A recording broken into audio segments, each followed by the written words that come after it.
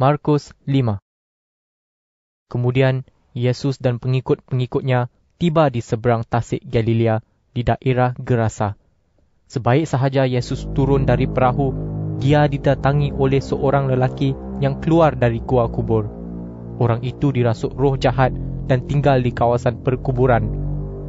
Tiada seorang pun dapat mengikat dia lagi, walaupun dengan rantai.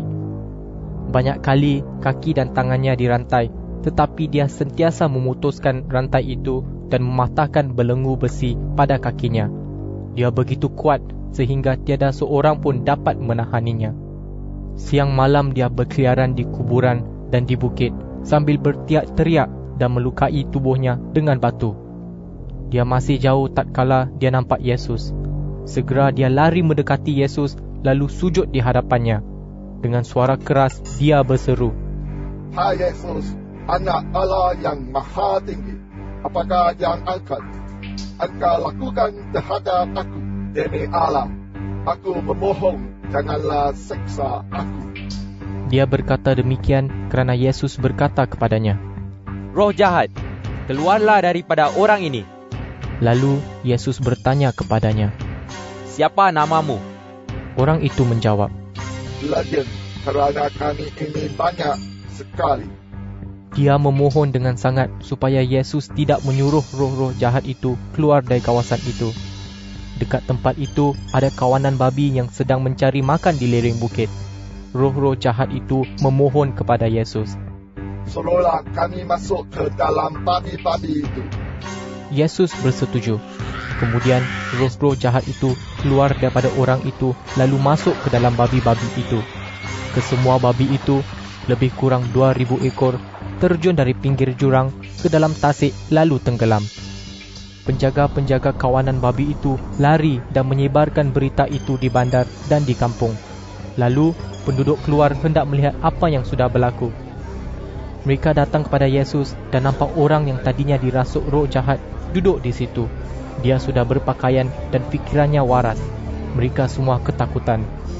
Semua orang yang telah menyaksikan perkara itu memberitahu mereka apa yang sudah berlaku kepada orang itu dan kawanan babi itu. Oleh itu, mereka meminta Yesus meninggalkan daerah itu. Ketika Yesus menaiki perahu, orang yang tadinya dirasuk roh jahat memohon kepadanya, "Guru, manakala saya mengikut Guru?" Tetapi Yesus tidak membenarkan dia ikut. Sebaliknya, Yesus berkata kepadanya, "Pulanglah kepada keluargamu dan beritahu mereka betapa besarnya pertolongan Tuhan dan betapa baiknya Dia kepadamu."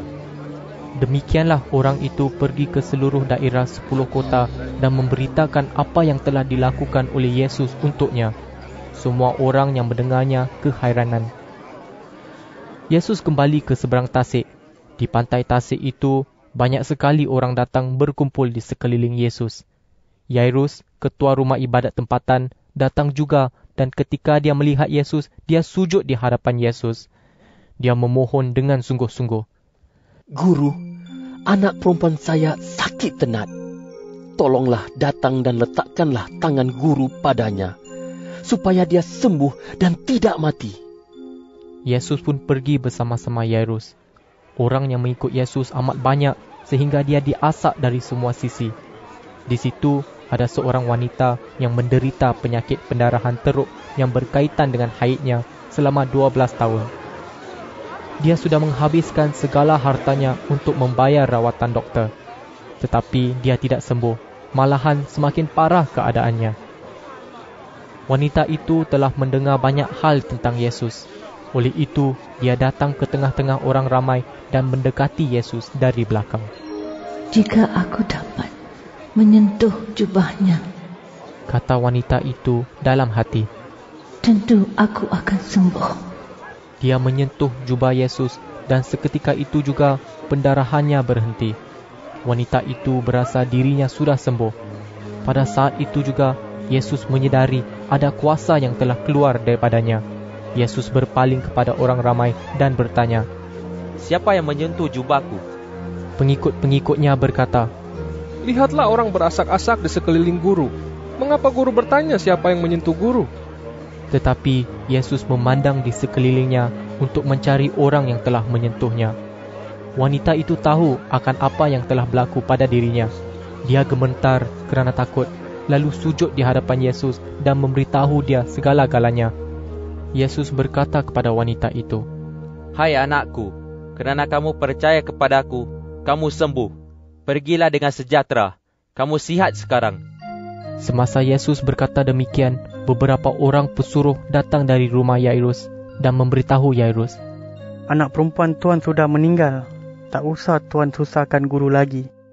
Yesus tidak mempedulikan apa yang dikatakan oleh mereka, tetapi dia berkata kepada Yairus, "Jangan takut, percayalah kepadaku." Setelah itu, Yesus tidak membenarkan sesiapa pun mengikut dia, kecuali Petrus, Yakobus dan Yohanes, saudara Yakobus. Apabila mereka tiba di rumah Yairus, Yesus melihat keadaan yang kecoh serta mendengar tangisan dan ratapan yang kuat. Lalu Yesus masuk dan berkata kepada mereka, "Mengapa sangat kecoh dan mengapa menangis? Anak itu tidak mati, dia hanya tidur." Mereka mula mentertawakan Yesus. Oleh itu, Yesus menyuruh mereka semua keluar.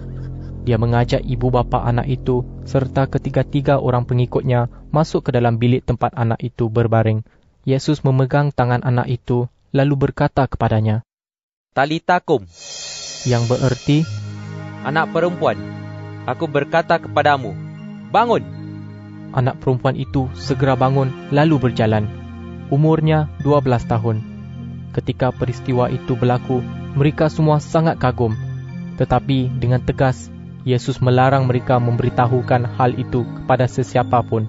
Lalu dia berkata, "Berilah anak ini makanan."